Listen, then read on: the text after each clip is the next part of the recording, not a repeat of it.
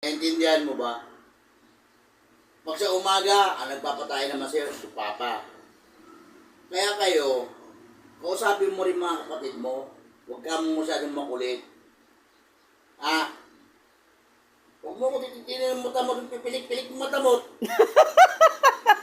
Baka patikin ko yan. Umayos ka. Ako bros pag nagalit, bira. Ayoko ang pasaway, na katulad mo.